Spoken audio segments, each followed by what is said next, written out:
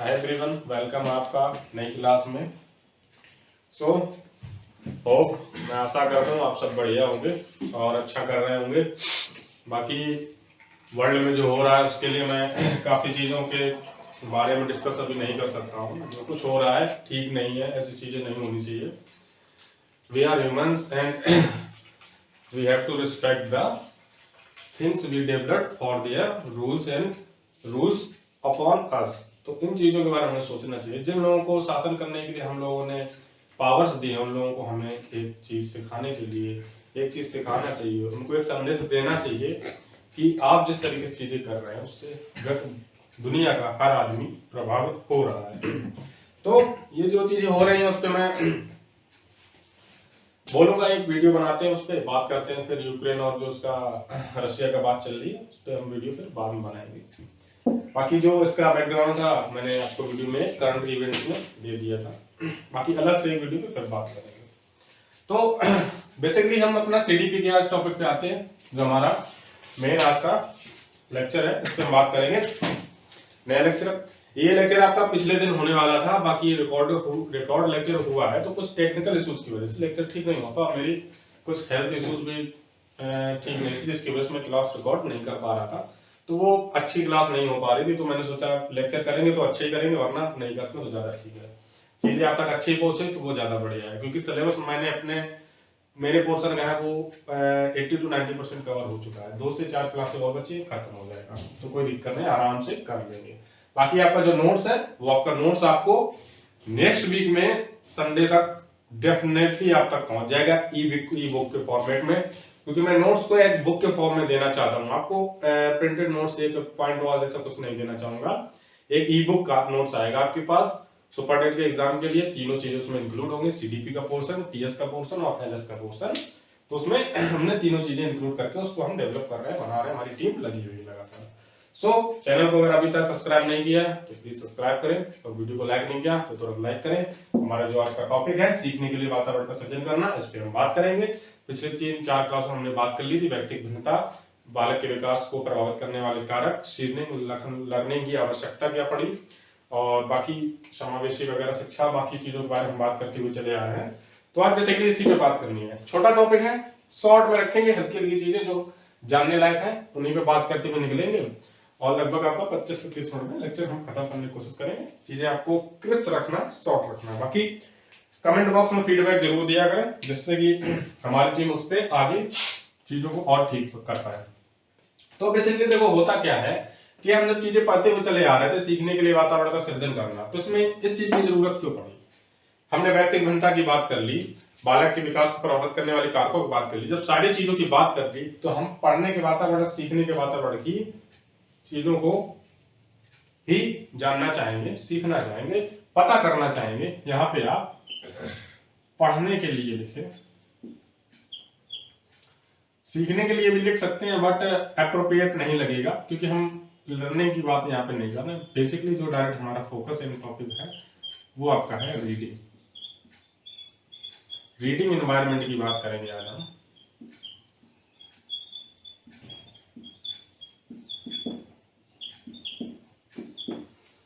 Reading environment क्या है? Reading environment आपका हो जाता है, एनवायरनमेंट में आपकी कई चीजें आती है, कई एक्सपेक्ट आते हैं। अब अगर यहाँ पे एक माहौल नहीं है मेरे रूम का, मैं यहाँ पे रहता हूँ परमानेंट, जो चीजें हैं, मेरा रूम है या किसी का भी रूम हो, स्टडी रूम जिसको हम बोलते हैं, घर में हो आपकी कहीं भी, अगर वहाँ पे माहौल नहीं है, वो माहौल हमें नहीं मिल रहा है कि हम पढ़ाई कर पाए, अपने चीजों को डिस्कस कर पाए। पढ़ने की बात नहीं हो रही, कोई भी काम करना है, हमें कुछ वर्क करना है या कुछ ऐसी चीजें करनी जो हम एकांत में अकेले उस माहौल के अंदर ही वो चीजें कर सकते हैं। अब अगर मुझे एंजॉय करना है मूवी देख के बढ़िया, तो मैं अगर अकेले रूम में देख के मूवी बैठ के देखूंगा तो उतना अच्छा नहीं लगेगा ना। 4-5 दोस्त होंगे, कोई मूवी बढ़िया चल रही कॉमेडी 4-5 दोस्तों के साथ, तो उस मूवी का जो मैं एंजॉयमेंट ले पाऊंगा, उसका एंटरटेनमेंट जो ले पाऊंगा, वो 4-5 लोगों के साथ मिलकर ले पाऊंगा। वो माहौल है वहां पे क्रिएट हो जाएगा, मूवी देखने का माहौल क्रिएट हो गया। ऐसे ही है ग्रुप डिस्कशन स्टडी हम कर रहे हैं, स्टडी या तो आप अकेले करिए, ग्रुप डिस्कशन में करें। ग्रुप डिस्कशन हो ये जाता है कि वो आपके ग्रुप्स के जो स्टूडेंट हैं, दोस्त, उन पे डिपेंड करता है कि वो ग्रुप आपका स्टडी पे कितना डिस्कस कर रहा है, बाकी चीजों पे कितना कम डिस्कस कर रहा है। आप चीज समझ लोगे मैं क्या बोलना चाह रहा हूँ। तो अगर पर्सनल आप इंडिविजुअल की बात करें, व्यक्तिगत तौर पर पढ़ने की बात करें, तो माहौल अगर नहीं आपको मिल रहा है, आप चीजों को माहौल के हिसाब से नहीं कर पा रहे हैं, तो पढ़ने का फिर एनवायरनमेंट जो है उसके हिसाब से चीज आपकी लर्न नहीं हो पाएगी, आप चीजों को सीख नहीं पाएंगे। तो बेसिकली बात वो यहाँ पे यही करनी है। इसमें कई चीजें आपकी आ जाती हैं, परिवार आ जाता है, समाज आ जाता है, खेल कूद आ जाता है, कक्षा कक्ष का वातावरण आ जाता है। इन चीजों पर बात करते हुए आगे बढ़ते हुए चलेंगे। और कक्षा कक्ष का वातावरण जब बात करेंगे तो उसमें आपकी दो चीजें और आ जाती हैं, 2 से 3 चीजें उसमें आ जाता है। शिक्षण की सहायक सामग्रियां क्या हो जाती है। कक्षा कक्ष वातावरण के बारे में बात तो हमने कर ली कि कक्षा कक्ष का वातावरण कैसा होना चाहिए, क्लासरूम का एनवायरनमेंट कैसा होना चाहिए, उस पर बात कर लेंगे। अब टीचर को भी तो हेल्प चाहिए ना, कि बच्चे को सिखा रहा है तो बच्चे को किस तरीके से चीजें सिखा पाएगा, तो उसको भी तो हेल्प चाहिए ना। तो कौन सी हेल्प लेगा, उसमें आपका पारंपरिक मेथड्स आ जाएंगे कुछ, और कुछ आपके तकनीकी रूप से आ जाएंगे। पारंपरिक में आ जाएगा आपका दृश्य सामग्री, श्रव्य सामग्री और दृश्य श्रव्य सामग्री, और कृत्रिम जो आपके उपकरण है उन चीजों का प्रयोग कर लेगा, वहां पे क्रियात्मक संसाधनों का प्रयोग कर लेगा। और फिर आपका जब आ जाता दूसरा वाला तकनीकी संसाधन में, तो उसमें आपका सॉफ्टवेयर आ जाएगा, हार्डवेयर आ जाएगा, ओवरहेड प्रोजेक्टर्स आ जाएंगे, और बाकी चीजें भी आपकी आ जाती हैं, जो भी सॉफ्टवेयर टेक्निकल चीजें हैं, जो कंप्यूटर के बेसिस की जो चीजें हैं, उनसे जब बच्चे को सिखाने की हम कोशिश करेंगे तो वहां पे चीजें सीख लेंगे। अब से दृश्य सामग्री में आपका श्रव्य सामग्री में उसमें प्रक्षेपी चीजें भी होती हैं, अप्रक्षेपी चीजें भी होती हैं, तो उस पर भी बात कर लेंगे। तो ऐसे करते करते हम आगे चलेंगे। तो जो चीज आपको जाननी है वो मैं आपको बताता हुआ चलूंगा। क्लास में क्या क्या पढ़ने वाले वो मैंने आपको पूरा पहले ही बता दिया है। तो शुरू करते हैं बिल्कुल शुरू से। तो एनवायरमेंट वर्ड यहाँ पे लिख रखा है हमने, जो एनवायरमेंट जो है आपका, ये भी है एनवायरमेंट। तो इस वर्ड में आपके कौन कौन से एक्सपेक्ट शामिल हो जाते हैं। तो इसमें आपका बेसिकली आपका आ जाता है फैमिली, परिवार,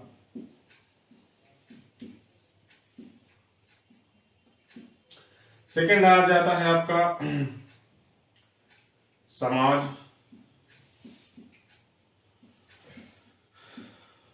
फिर आ जाता है आपका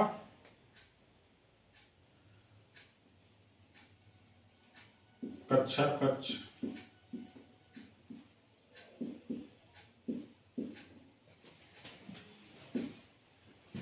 समाज को यहाँ पे आप लास्ट में लिखें, क्योंकि मैं सीरीज वाइज चलूंगा। 2 3 समाज, ठीक है। परिवार की या कक्षा कक्ष की जगह पे आप विद्यालय लिखो।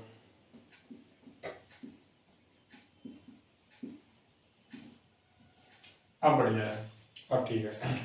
परिवार, विद्यालय और समाज, तो आपकी ये दोनों चीजें जब हो जाती हैं इसमें, तो विद्यालय के अंदर कई चीजें आएंगी, उसको मैं वहां आगे डिफाइन करके लिख दूंगा, उसके अंदर क्या क्या आ रहा है। फिर समाज, पहले इन तीनों के बारे में डिस्कस कर लेंगे, फिर इसके अंदर जो चीजें आएंगी उस पर हम लास्ट में डिस्कस करेंगे। ये चीज आपको समझना होगा, तो पहले इतना नोट करें तुरंत।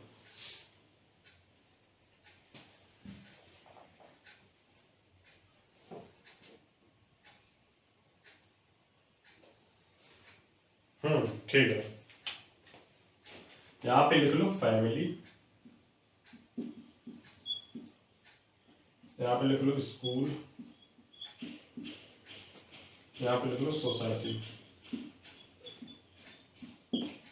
अब बात करते हैं कि वातावरण से मैंने यहाँ परिवार को कनेक्ट कर दिया। तीनों चीजें एक दूसरे से कनेक्टेड हैं आपकी, अगर देखेंगे हम क्यों कनेक्टेड हैं, तो इसी जो बात करनी है, मुद्दा हमारा यही है।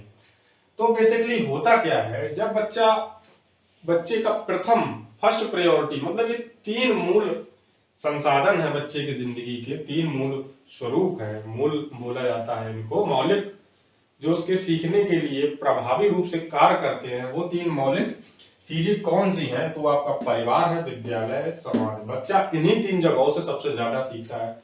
तो फर्स्ट चीज वो कौन सी है, फर्स्ट प्रायोरिटी पे कौन सा आता है, प्रथम बालक के सीखने की प्रक्रिया में प्रथम मौलिक कौन है, तो उसमें आ जाएगा आपका फर्स्ट नंबर पे फैमिली आता है, सेकंड नंबर पे आपका स्कूल आता है, थर्ड नंबर पे इसकी सोसाइटी आती है। क्वेश्चन आपका यही पूछेगा कि बालक के सीखने की प्रक्रिया में उसके मौलिक रूप से कौन जिम्मेदार, प्रथम कौन सा मौलिक रूप से जिम्मेदार है, तो आपका परिवार आंसर हो जाएगा। कौन जिम्मेदार नहीं है, तो चौथा ऑप्शन आपको यही दूसरा कोई दे देगा, तो वो आपका सही हो जाएगा। परिवार क्यों है? क्योंकि बच्चा जब जन्म लेता है, पैदा होता है, तो उसकी माँ है, प्रथम शिक्षक होती है, प्रथम उसकी टीचर होती है। उससे वो सीखता है चीजों, उसको सबसे पहले पहचानता है, उसके आसपास के जो लोग हैं उनको पहचानना शुरू करता है, उनसे सीखता है बोलना। वहां से उसका सरल श्रृंखला का अधिगम शुरू होता है, जिसपे हम पिछली क्लास में बात कर चुके थे कि गिलास पकड़ना, पानी पीना, घूमना टहलना, चीजों को पकड़ना, कुर्सी को इधर उधर खिसकाना, दरवाजा खोलना और बाकी टोटी वगैरह खोल देना, बोतल की ढक्कन को खोलना, ऐसी कुछ क्रियाएं जिनको हम उसके लिए हम कोर्स नहीं करते हैं कि दरवाजा खोलने के लिए हमें दरवाजा खोलना सीखना, हम उसके लिए कोर्स करेंगे, ऐसा नहीं है। इस सरल श्रृंखला का अधिगम बोला जाता है। तो सिंपल सीरीज लर्निंग है ये हमारे बिहेवियर में ऑटोमेटिकली डेवलप होगा जब हम किसी दूसरे को देखेंगे या उस चीज को एक बार कर लेंगे। बोतल की ढक्कन अगर किसी बच्चे ने एक बार खोल ली तो वो सीख गया उस चीज को। एक चीज को सिर्फ एक बार लर्न करने के बाद हमें दोबारा उस चीज को लर्न करने की जरूरत ना पड़े, वो आपका सिंपल सीरीज लर्निंग कहलाता है। उसी टाइप से बच्चा, जो छोटे बच्चे होते हैं, उनकी लर्निंग का प्रोसेस यही होता है, वो सीखते ही इसी प्रकार से है। अब जब हम छोटे थे, हमने पहले साइकिल चलाना सीखा, हम डायरेक्ट साइकिल चलाना नहीं सीख पाए। तो पहले बोलते थे कि हाफ साइकिल चलाना, उसको क्या बोलते हैं, कैची चलाना सीख लिया, ऐसा बोलते हैं गाँव में लोग सब। तो पहले वो सीखा, फिर हमने पूरा तरीके से साइकिल चलाना सीख लिया। अब हम उस पर कोर्स नहीं किए थे ना साइकिल पर, उसको हमने बिहेवियर से, अपने लर्निंग से, जो पीछे लर्निंग छूट रही थी उससे सीखते सीखते हम आगे सीख गए, साइकिल हम चलाना सीख लिया। अब मैं आज के 3 साल बाद साइकिल कभी ना छूऊं, कभी ना चलाऊं, तो मैं फिर भी साइकिल चला लूंगा। ये क्या है? तो ये आपकी सिंपल सीरीज लर्निंग है। तो इसी को सिंपल सीरीज लर्निंग बोलते हैं। बट सब्जेक्ट्स में ऐसा नहीं होता। जब हम पढ़ाई करते हैं, पढ़ाई के साथ ऐसा नहीं है। अगर हमने किसी चीज को लर्न कर लिया, सीख लिया है, तो हमारे माइंड के 3 पार्ट होते हैं। तब सेरिब्रम और अनकॉन्शियस सबकॉन्शियस माइंड होते हैं। जो आपका सेरिब्रम, जो आपका पीछे का हिस्सा होता है, इसको बोलते हैं आपका upper head and middle head, and cerebrum जो आपका पीछे का होता है, उसमें सबकॉन्शियस अनकॉन्शियस माइंड दो होते हैं। आपका मूर्त चिंतन, अमूर्त चिंतन, इस तरीके से आप बोल सकते हो। तो अमूर्त चिंतन में ये हो जाता है कि फॉर्मल जब हम चीजों को हो जाते हैं, तो लर्निंग जो हमारी पढ़ने वाली चीजें होती है वो हमारे अनकॉन्शियस माइंड में चली जाती है, सेव होती चली जाती है। क्योंकि सारी चीजें अगर हमारे माइंड में डायरेक्ट हमेशा इंक्लूडेड रहेंगी, तो हम प्रोसेस हमारा है वो स्लो हो जाएगा। होता क्या है, हमारे लैपटॉप होता है, उसमें हमारी विंडो स्क्रीन है, उसमें एक रिसाइकल बिन है। तो रिसाइकल बिन आपका इनका अनकॉन्शियस माइंड है, और बाकी जो आपका पूरा विंडो है वो आपका कॉन्शियस माइंड है। तो उसमें सारे ऐप्स हमने डाल रखे हैं, उसको भरते जा रहे हैं, तो एक दिन बाद वो शुरू हो जाएगा ना। 4 से 5 दिन हमने उसको पूरा डाटा भर दिया, 100 GB समथिंग होगा आपका, 1 TB समथिंग, जो कुछ हो, वो जब फुल हो जाएगा तो काम करना बंद करें, हमें फिर चीजें डिलीट करनी पड़ेंगी। जब डिलीट करेंगे तो वो रिसाइकल बिन में चला जाएगा। अब रिसाइकल बिन में है वो चीजें सारी डली हैं, तो उसका अनकॉन्शियस माइंड मैंने बोल दिया था उस चीज को। तो वहां वो चीजें हमें कभी जरूरत पड़ी, हम रिसाइकल बिन में गए, वहां चीज उठा के फिर वापस कर ली। हमने रिसाइकल बिन से भी चीजें डिलीट कर दी, वो डिलीट हो जाएंगी। वही चीज मैं बोलना चाह रहा हूं कि पढ़ाई का प्रोसेस यही होता है। आपने लर्न किया आज, 3-4 दिन, हफ्ते भर आपने प्रोसेस नहीं किया, उस चीज को याद नहीं करने की कोशिश की, दोबारा नहीं देखा, वो चीज आपके अनकॉन्शियस माइंड में चली गई। उसके 1 महीने बाद भी अगर आपने फिर से याद करने या देखने की जरूरत नहीं की, आपने बुक्स को नहीं उठाया, वो चैप्टर रिवाइज नहीं किया, तो वो आपका परमानेंट ही डिलीट हो गया। आप उसको हिट करने में, जब आपका दिमाग वो याद करने में सफल नहीं हो पाए, चीजें याद नहीं होंगी। तो इसी तरीके से बच्चे का माइंड भी काम करता है, हमारा माइंड भी इसी तरीके से काम करता है। तो ये चीज तो बेसिक आपको अलग से मैंने बता दी, इसका आपके पता होना चाहिए। लर्निंग के जो प्रोसेस में आपको चीजें ये सब पता होनी चाहिए। तो परिवार का रोल भी बच्चे की लाइफ में यही तरीके से आता है। चाचा चाची, दादा दादी, उसके बड़े पापा मम्मी, जो कुछ हो, जो भी लोग हैं, भाई बहन हैं अगर उसके बड़े, तो वो उन सबसे सीखेगा। जो जो सीख सकता है सब सीखेगा। अगर उसका कोई बड़ा भाई हो साइकिल चलाता है, तो वो भी कहेगा मम्मी मुझे भी साइकिल दिला दो, मैं भी साइकिल चलाना सीखूंगा, भाई साइकिल चलाता है। तो ये सब चीजें हैं, वो परिवार से पहले सीखता है। देन यहां से आगे बढ़ के जब वो विद्यालय पहुंचता है, इसके बाद वो विद्यालय जाएगा। यहाँ से वो हो गया है 5 से 6 साल का हो चुका है। अब यहाँ पे बॉर्न बेबी था, उसने सारी चीजें लर्न की, फैमिली से सारी चीजें सीखता चलाया, फिर वो विद्यालय पहुंचा। विद्यालय जब गया तो उसकी लर्निंग कितनी है, उसकी लर्निंग, उसने फैमिली से जो कुछ सीखा है वो लर्निंग उसके पास है। वो विद्यालय पहुंचता है। अब उसको टीचर चीजें सिखाने की कोशिश कर रहे हैं, टीचर उससे काफी क्वेश्चन पूछते हैं, उसकी जो मदर टंग है उसमें उसको चीजों को सीखने, क्योंकि उसकी मातृभाषा उसको आती है, उसको नहीं पता है ना कि ग्रामर्स में अल्फाबेट्स में कितने अल्फाबेट होते हैं, एबीसीडी कितने अल्फाबेट्स होते हैं, ओलर में कितने अल्फाबेट्स कितने अक्षर होते हैं, गिनती में कितने नंबर्स होते हैं, इन सब चीजों के बारे में उसको नहीं पता है। हाँ बेसिक तो उसको छोटा बहुत पता है कि एप्पल क्या होता है और आपका बनाना क्या होता है, गुआवा क्या होता है, वाटरमेलन क्या होता है, ये सब चीजें उसको पता है, इन सब चीजों को वो देखा है, जानता है, बट एज ए सब्जेक्ट उसने इन सब चीजों को यूज नहीं किया, अभी इस बारे में उसको नहीं पता है। अब होगा क्या आगे, जब बच्चा यहाँ विद्यालय पहुंचेगा तो यदि उसको यहाँ पे अच्छा वातावरण नहीं मिल रहा है, बढ़िया वातावरण नहीं मिल रहा है, तो वो चीजों को उस अच्छे ढंग से नहीं सीख पाएगा कि आगे चल के जब वो समाज में प्रवेश करेगा, अभी यहाँ विद्यालय पहुंचा है, यहाँ से जब वो समाज में प्रवेश करेगा तो वहां पे उसकी लाइफ, जो उसका जीवन है वो और कठिन हो जाएगा, क्योंकि उसने चीजें उस स्तर पे जाके सीखी ही नहीं है कि वो समाज को, मतलब सोसाइटी को फेस कर पाए। हम कहते हैं कि विद्यालय हमारा सबसे कठिन जीवन होता है, पढ़ाई बहुत कठिन होती है, होती होगी। जब आप यहाँ पे प्रवेश करते हैं, सोसाइटी को फेस करना सीखते हैं, सोसाइटी के सामने खड़े हो जाते हैं, जब पढ़ाई खत्म होने के बाद जब आपसे लोग क्वेश्चन करते हैं कि और बताओ क्या कर रहे हो, तब आपको लगता है कि पढ़ाई बहुत सरल थी और ये क्वेश्चन जो सोसाइटी का हमारे सामने आ रहा है खड़ा होके, ये सबसे कठिन है, इसको फेस करना नामुमकिन है। तो ये चीज बच्चे को तैयार कहाँ से हम करेंगे, विद्यालय से और परिवार से। यहाँ से वो तैयार होके आया विद्यालय, और विद्यालय में वो ऐसी चीजें सीखेगा, वो चीजें सीखेगा जिससे वो सोसाइटी में जाके अपनी एक नई पहचान बना सके, सोसाइटी के कॉन्सिक्वेंसेस को फेस कर पाए, क्योंकि सोसाइटी किसी के साथ ना अच्छा करती है ना बुरा करती है। सोसाइटी तो सोसाइटी है, वो आपके बुरे में आपके खिलाफ खड़ी हो जाएगी और आपके अच्छे में आपके साथ खड़ी हो जाएगी, हैंडल आपको करना है। तो इन सब चीजों को मैं उस तरीके से बताना चाह रहा हूँ, चीजें आपको डायरेक्टली समझ में है।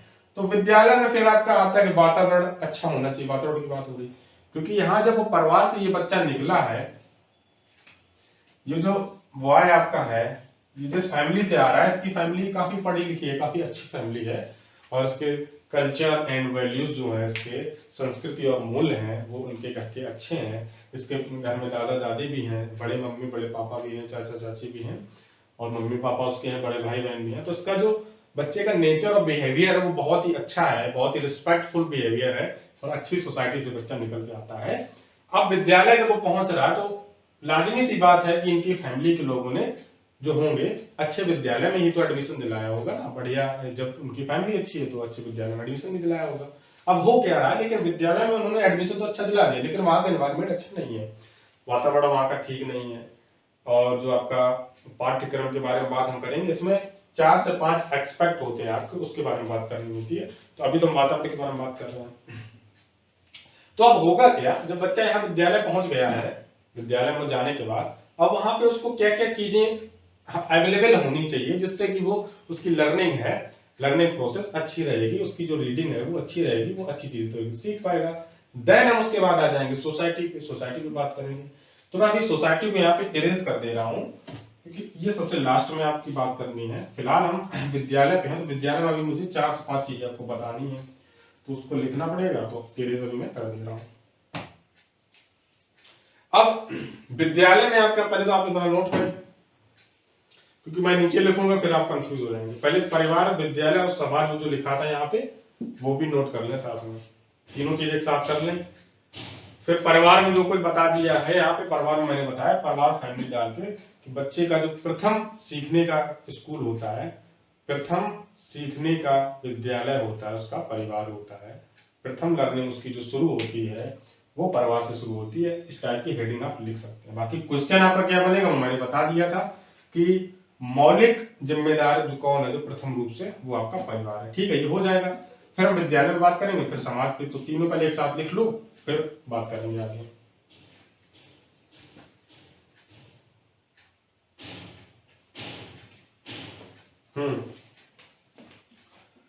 इसमें फिर हम आगे 4 से 5 चीजें मैं लिखने वाला हूं अभी, उसको आपको समझना होगा।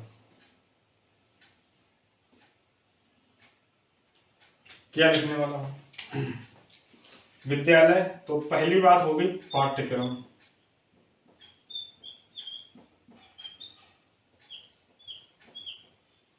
देन आपका आ जाएगा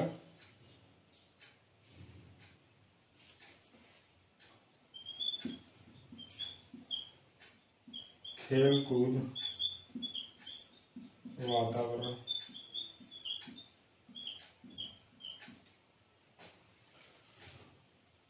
पाठ्यक्रम खेलकूद वातावरण, शिक्षक का व्यवहार,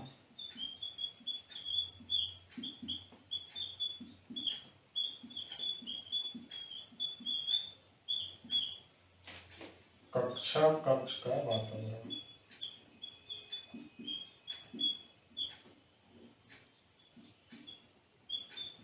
जो लोग नोट्स बना रहे हैं, नोट्स बनाते रहे।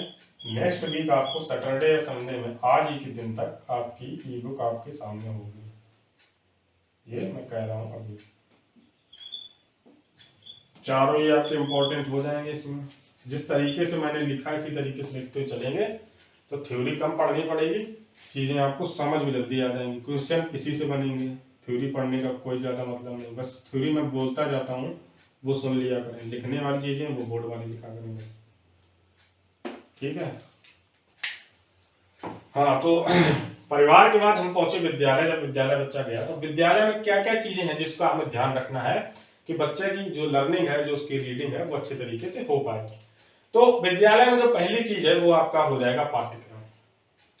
पाठ्यक्रम सिलेबस का मतलब है कि बच्चा अपनी जो वहां से सीख के आया, हिंदी माध्यम का बच्चा है या इंग्लिश मीडियम का बच्चा है, तो उसका जो पाठ्यक्रम सिलेबस है बच्चे के अकॉर्डिंग होना चाहिए, age according to the student.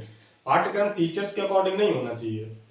अब जैसे हम बात करें कि हिंदी मीडियम का जो बच्चा होता है उसको चीजें उस तरीके से हम नहीं समझा सकते जिस तरीके से इंग्लिश मीडियम के बच्चों को समझा सकते हैं, क्योंकि हम अगर यहाँ से बच्चा मातृभाषा उसकी जो है वो हिंदी रही है, वो हिंदी बैकग्राउंड से, हिंदी भाषी क्षेत्र में उसने जन्म लिया है। क्योंकि अब जो मुंबई दिल्ली साइड का हम सिटी जो महानगर है उनको अगर बोल रहे तो वहाँ पे बच्चे पहले से ही इतना एजुकेटेड तो नहीं बोलेंगे, उनका जो एनवायरमेंट है वो थोड़ा इंग्लिश मीडियम टाइप हो जाता है। उनकी जो मातृभाषा है वो पहले से ही इंग्लिश मीडियम अब हो रही है, इंडिया में भी ये हो रहा है।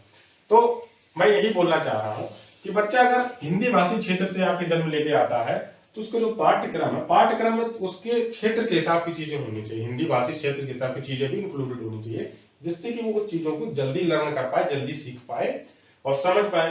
तो पाठ्यक्रम पहला मुद्दा हो गया।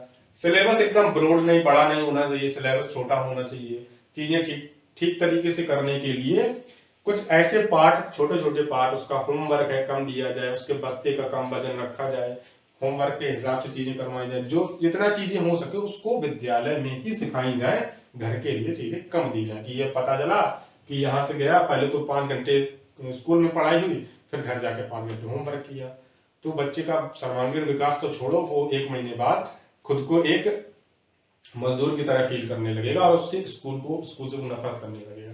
तो ये चीजें नहीं होनी चाहिए। तो पहला पाठ्यक्रम का मतलब ये हो गया। फिर खेलकूद वातावरण।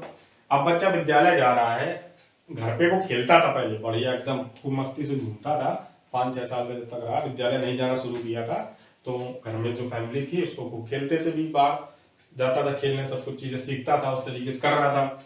अब जब गया विद्यालय तो विद्यालय में उसको एकदम से पढ़ाई का बोझ पड़ गया, तो वहां पर भी उसके खेलकूद का वातावरण होना चाहिए। 1 से 2 लेक्चर अगर पढ़ाई हो रही है, फिर 1-2 घंटे के बीच में खेलकूद में बच्चों को सिखाया जाना चाहिए, ताकि वो और अच्छे से सीख पाएंगे और उनकी जो हेल्थ है, फिजिकल जो उनका विकास है, शारीरिक विकास भी अच्छा हो पाएगा और उनका जो बातचीत और चीजों को सीखने, व्यवहारात्मक चीजें हैं खेलकूद में, जब बच्चे आपस में खेलेंगे, लड़ाइयाँ होंगी, चीजें और अच्छी होंगी। लड़ाइयों का मतलब मेरा वो नहीं है, नोक झोंक से मतलब है, आप दूसरा मत समझ लेना कि हाथापाई हो गई, सर्वर फोड़ दिया किसी का, तो वो वाली लड़ाई नहीं है। खेलकूद वातावरण से मतलब स्पोर्ट्स एनवायरनमेंट होना चाहिए यहाँ पे, क्योंकि खेलकूद वातावरण से ही बच्चे का सर्वांगीण विकास का पता लगता है कि कौन सा बच्चा कितना मतलब डेवलप तरीके से सीख रहा है चीजें, कितना एडवांस तरीके से चीजें सीख रहा है। देन आता है शिक्षक का व्यवहार। शिक्षक का व्यवहार से मतलब ये, परिवार में उसके बच्चे के जो है लोग, बड़े गार्जियंस है उसके, बहुत अच्छे से बात करते हैं, उस बच्चे की खूब रिस्पेक्ट करते हैं, और बच्चा भी अपने माता पिता से लेके अपने दादा दादी तक सबकी रिस्पेक्ट करता है, सबको रिस्पेक्टफुल नजरिए से देखता है। तो विद्यालय जब जाएगा तो विद्यालय में भी तो वो चाहेगा कि उसके टीचर उसको रिस्पेक्ट करे, वो टीचर को भी रिस्पेक्ट करेगा, क्योंकि उसके घर वालों ने संस्कार उसको ऐसे दिए हैं। तो यहाँ पे शिक्षक का व्यवहार भी मायने रखता है, क्योंकि फर्स्ट जब उसकी फैमिली आ रही थी, पहले उसने फैमिली से चीजें सीख के वो विद्यालय पहुंचा, देन वहां पे टीचर को ही वो अपना इंस्पायरेशन मान लेगा, टीचर को ही एक इस नजरिए से देखने लगेगा कि हमारी मम्मी के बाद ये दूसरा कोई व्यक्ति है जिसको मैं इतना ज्यादा बिलीव करूंगा, इतना ज्यादा इस पर विश्वास रखता हूँ। तो शिक्षक का व्यवहार वहां पे बहुत ज्यादा मायने रखेगा। शिक्षक के जो उसके अधिगम की तरीके होंगे, जो बातचीत करने का ढंग होगा, जो व्यवहार होगा, वही बच्चे में भी धीरे धीरे जाने लगता है, बच्चे में भी धीरे धीरे चीजें जाने लगती हैं। अगर कोई शिक्षक तेज आवाज में बात करता है, मारपीट कर रहा है बच्चों के साथ, तो वो सब चीजें बच्चों को आगे आपराधिक प्रवृत्ति की ओर बढ़ाती हैं, बच्चों के जो सर्वांगीण विकास है उसमें बाधा उत्पन्न करती हैं। देन आपका आ जाता है कक्षा कक्ष का वातावरण। ये तो बहुत ही ईजी है, इसमें आपको क्या बताएंगे। घर पे उसका बढ़िया एकदम विला बना है, बहुत अच्छा बंगला बना घर में, तो अगर कक्षा कक्ष का वातावरण भी उसका अच्छा होगा तो और भी चीजें फील कर पाएगा कि वो घर पे ही पढ़ रहा है, घर जैसा उसका ही माहौल है। दीवारों पे पेंटिंग होगी, लाइट नेचुरल लाइट होनी चाहिए कक्षा में, बैठने की जो डेस्क टेबल्स वगैरह हैं, छोटे बच्चे हैं तो डेस्क टेबल्स वगैरह का हम यूज नहीं करते हैं कि किसी बच्चे ने किसी को धक्का दे दिया तो सर वगैरह कहीं पे भी चोट लगने की आशंकाएं ज्यादा होती है, इसलिए डेस्क वगैरह का यूज नहीं किया जाता है प्री प्राइमरी स्कूल तक। जब तक 1 to 5 तक चलता है, अभी तक तो यही है, 6 to 8 तक में डेस्क वगैरह का यूज बोला जाता है। एनसीईआरटी में तो यही लिखा गया है कि 1 to 5 तक इन चीजों से बच्चों को दूर रखा जाए। बाकी अब होने लगा है, यूज तो हो रहा है, पिछले 4-5 सालों से यूज हो रहा है, बट एनसीईआरटी में जो मेंशन है मैं उस चीज को बोल रहा हूँ। तो कक्षा कक्ष के वातावरण से आप पूरा समझ, उसमें कुछ बताने जैसा है नहीं। वातावरण अच्छा होना चाहिए, चारों तरफ हरियाली हो, बढ़िया विद्यालय एकांत वातावरण बना हो, या नहीं बगल में फैक्ट्री चली इधर स्कूल बना है, ऐसा नहीं होना चाहिए। वातावरण पढ़ाई के अकॉर्डिंग होना चाहिए, इससे के बच्चे लर्निंग अच्छे से कर पाएंगे। पूरा क्लियर हो गया, एकदम डिफाइन किया बहुत अच्छे तरीके से। इसके बाद सेकंड चीज विद्यालय के अंदर ही आती है कि हमने ये एक्सपेक्ट तो कर लिया कि ये चीजें होनी चाहिए। अब यहाँ पे जब टीचर का रोल मेन हो जाता है, टीचर का रोल मेन है, अहम है, शिक्षक की भूमिका यहाँ पे अहम मानी जा रही है, तो टीचर को भी तो हेल्प चाहिए होगी भाई, टीचर को भी तो हेल्प चाहिए होगी ना। तो टीचर क्या हेल्प देगा, तो टीचर जो हेल्प लेगा, तो अब यहाँ पे हम अगली हेडिंग आ जाती है हमारी, शिक्षण सहायक सामग्रियां।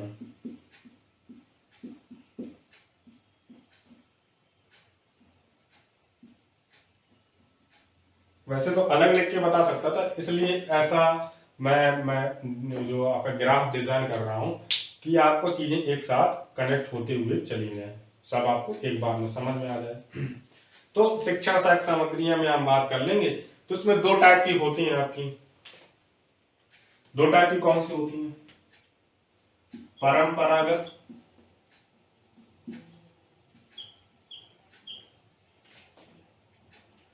और ये दूसरा आपका हो जाता तकनीकी।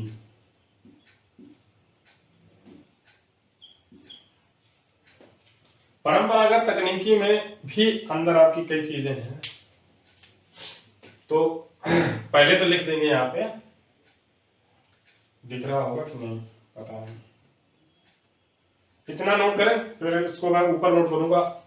अभी आप इतना नोट कर लें यहां तक लिखने के बाद, फिर मैं जब इसको यहाँ पे ऊपर नोट करूंगा, फिर उसको बाद नीचे नीचे लिखते जाएंगे, तब उसको आप आगे नोट कर लेना। अभी इतना नोट करें तुरंत।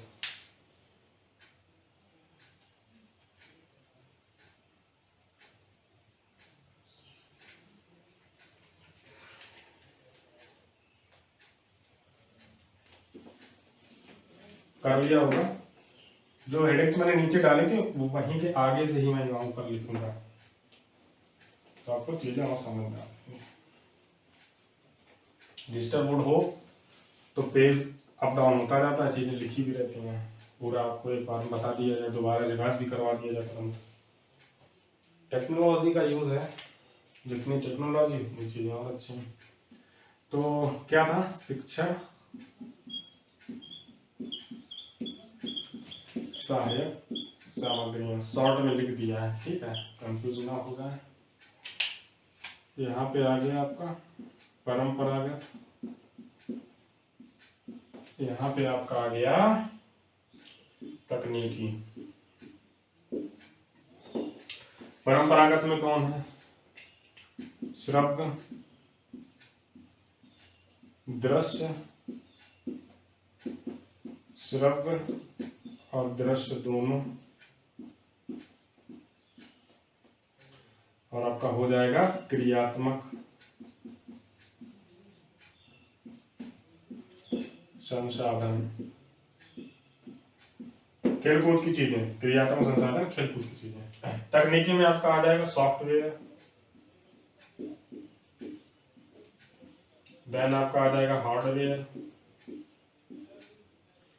फिर इसमें सेकंड आपका सिंपल सॉफ्टवेयर भी होता है, इसमें सिंपल हार्डवेयर भी होता है। तो ये दोनों नोट करें, ना करें कोई बड़ी बात नहीं, दो आपको ही पता होनी चाहिए। इसमें दो पता होनी चाहिए, इसमें भी चार पता होनी चाहिए। शिक्षण सहायक सामग्रियां होती कितने प्रकार की हैं? दो प्रकार की। कौन सी? परंपरागत और कौन सी? तकनीकी। तो इतना अभी जस्ट नोट करें, फिर बात करते हैं इसके अंदर क्या है।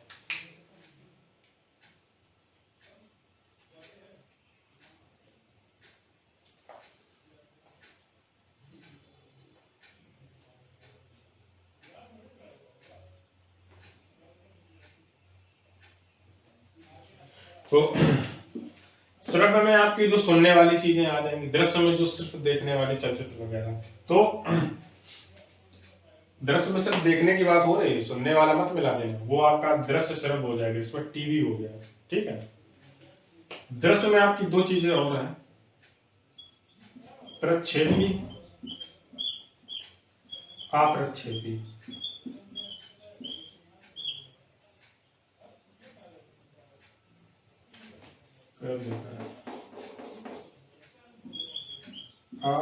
अप्रक्षेपी। ठीक है। तो परंपरागत आपकी हो गई। श्रव्य में क्या क्या चीजें आ जाएंगी? आपकी टेप रिकॉर्डर आ जाएगा, बाकी चीजें जो सुन सकते हैं, जिन चीजों से सुनकर बच्चे को सिखाया जा सकता है, उनको सुनाया जा सकता है, रेडियो वगैरह, श्रव्य हो गया। दृश्य, इसमें यहाँ पे सिर्फ देखने की बात हो रही, देखने से रिलेटेड क्या हो जाएगा? प्रक्षेपी में आपका हो जाएगा चलचित्र वगैरह, जैसे वॉलपेपर या स्लाइड्स वगैरह हम बच्चे को दिखा रहे हैं, जो स्लाइडें दिखा रहे हैं उनसे हो जाएगा। उसमें आप लिख दें आगे चलचित्र। एनिमेशन है जिसमें मतलब जिसमें हम फोटो देख रहे हैं, फोटो उसमें देख रहे हैं ना, लेकिन उसमें आवाज तो है नहीं। अब अप्रक्षेपी में आपका आ जाता है यही है बोर्ड, एग्जांपल बोर्ड, बोर्ड हो जाएगा chalk duster board, chalk duster board, folding board, mounting board, जितने भी बोर्ड वगैरह हो सब चीजें इसी में आ जाएंगी। आपका पोस्टर वगैरह सब इसी में आ जाएगा। और आपका चलचित्र हो गया, यहाँ पे चार्ट हो गया, पोस्टर हो गया, बाकी चीजें इसमें आ जाएंगे। प्रक्षेपी में, अप्रक्षेपी से मतलब ये है कि ये फिजिकली मतलब चीजें डायरेक्ट ही बच्चों को अवेलेबल है, वहां पे दिखाई जा सकती है, वहां पे उसके सामने है। जैसा कि आपका अप्रक्षेपी में आपकी बुक्स भी आ जाएंगी, बच्चे की जो बुक्स हैं, किताबें हैं, वो भी उसकी अप्रक्षेपी में आ जाएंगी। और प्रक्षेपी में आपकी दो तीन चीजें और आती हैं, वो आपका हो जाता है उसमें लेटर माइक्रो प्रोजेक्टर हो जाता है, हेड प्रोजेक्टर है, बाकी फिल्म की जो बातें होंगी वो चीजें आपकी उसमें ऐड हो जाएंगी।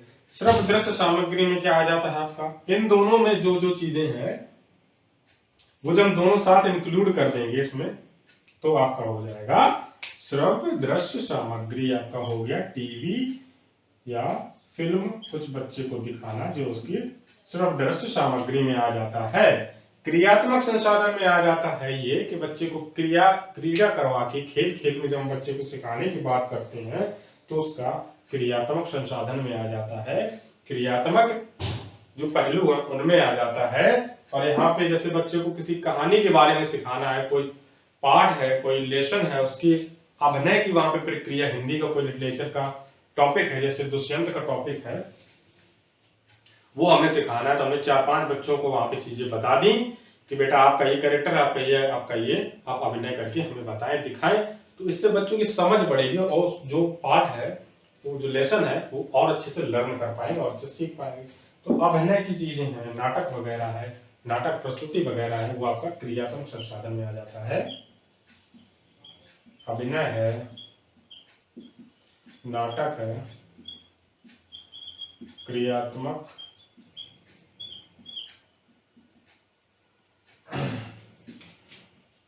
अनुसंधान,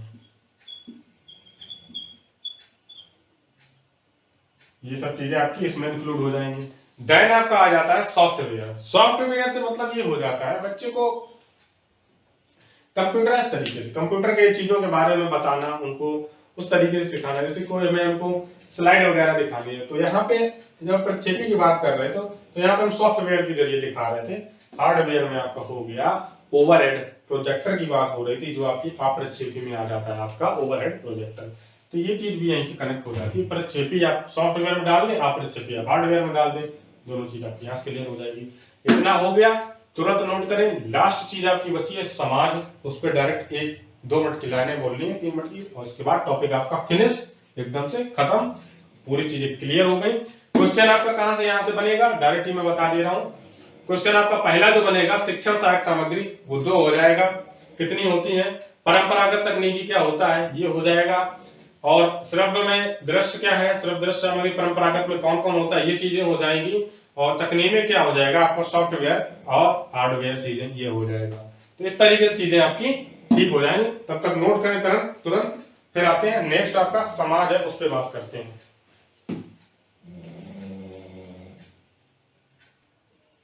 तो इतना नोट आपने कर लिया होगा, तो इस हिसाब से चीजें आपको करनी है। तो क्वेश्चन जो आपका बनेगा वो आपका यहीं से बनेगा। शिक्षा सहायक सामग्रियां मतलब जो होती हैं वो क्यों कितनी होती है, 2। परंपरागत तकनीकी, क्वेश्चन बन जाएगा। परंपरागत में कौन सी नहीं होती, कौन सी होती है, 2 टाइप से क्वेश्चन बनेगा। तकनीकी में कौन सी होती है, कौन सी नहीं होती है, 2 टाइप से क्वेश्चन बनेगा। चारों दे देगा, एक नहीं देगा, उसमें से कोई एक दे देगा। दोनों दे देगा, 2 दूसरी दे देगा, या तो 2 उसी में से पूछ लेगा कौन सी है, तो एक देगा। इस तरीके से चीजें आपको डेवलप करेंगे। क्वेश्चन में डालूंगा जब आपकी नोट्स में, तो वहां पे आप चीजें समझ जाएंगे। बाकी हम क्वेश्चन जब सीरीज सॉल्व करेंगे तो उसमें भी चीजें आपको समझ में आएंगी। नोट कर लिया होगा, मैं इसको इरेज करता हूं। फिर समाज का जो आपका लास्ट वाला बचा है, कि तीनों के बारे में हमने बात कर ली थी, क्या क्या है, फिर समाज को कंक्लूड कर देते हैं। उसके बाद हमारी ये आज की क्लास ओवर हो जाएगी, पूरा आपका टॉपिक क्लियर हो जाएगा। क्या क्या हो गया था, परिवार हो गया था, फैमिली। सेकेंडली आपका हो गया था विद्यालय।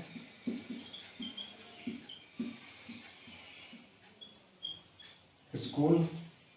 थर्ड आपका हो गया था समाज, जो भी करवाना है। तीनों मैंने पहले ही आपको बता दिए थे। सोसाइटी। मौलिक रूप से जो तीनों जिम्मेदार हैं, फर्स्ट प्रायोरिटी परिवार को दी जाती है, सेकंड विद्यालय आता है, थर्ड पे आपका समाज आता है। और इसमें और भी चीजें हैं आपकी, वो भी इंक्लूड होती हैं। लेकिन जब वो हम एनवायरमेंट का टॉपिक पढ़ते हैं, जो थीम्स बताई जाती हैं, थीम्स में भी आपका परिवार पहले नंबर पे आता है, विद्यालय सेकंड पे, सोसाइटी तीसरे पे। जो थीम्स होती हैं एनसीईआरटी की 3rd to 5th क्लास में बताई गई है, 3rd to 5th क्लास में, उसमें बात करते हैं। तो दोनों मैंने बहुत ही अच्छे से एक्सप्लेन कर दिए। थर्ड आपका आता है कि जब बच्चा यहाँ से निकल के, दोनों पहले बॉर्न बेबी यहाँ पे आते हैं, मतलब सीखने के लिए आया, 5 से 6 साल का बच्चा, उसने चीजें सीखी, समझ गया, सब विद्यालय गया, विद्यालय से चीजें सीखी, वहां से निकला दैन वो सोसाइटी में जाता है, सोसाइटी में प्रवेश करता है। तो वहां पे क्या इफेक्ट पड़ता है? इफेक्ट ये पड़ेगा कि अगर उसका जो लर्निंग है, उसका जो अधिगम है, उसकी जो सीख है, उसकी जो पढ़ने की क्षमताएं अगर अच्छी होंगी, तो वो सोसाइटी को अच्छे से फेस कर पाएगा, चीजों को अच्छे से समझ पाएगा। उसको अब रोजगार भी चाहिए, और उसको अपने जीवन यापन के लिए, अपनी जीविका के लिए कुछ कमाई रोजगार भी चाहिए। अगर उसने अच्छी पढ़ाई, अच्छी चीजें सीख रखी होंगी, तो सोसाइटी में उस चीज को अच्छे से समझ पाएगा, देख पाएगा, हर धर्म की रिस्पेक्ट करेगा, हर बड़े बुजुर्ग, हर व्यक्ति की, उस व्यक्ति की रिस्पेक्ट करेगा जिसको वो उस नजरिए से देखता है, रिस्पेक्ट नजरिए से देखेगा। सारी चीजें बहुत अच्छे से हो पाएंगी। क्योंकि जो शिक्षक की एक मतलब मेन उद्देश्य होता है किसी शिक्षक का, वो होता है किसी बच्चे को उसके जीवन यापन के लिए, जीविका के लिए तैयार करना, उसे एक अच्छा नागरिक बनने की ओर अग्रसर रखना। तो एक शिक्षक का मतलब यही होता है, महत्व ही है। शिक्षक कोई साधारण नहीं होता, शिक्षक एक असाधारण व्यक्ति है।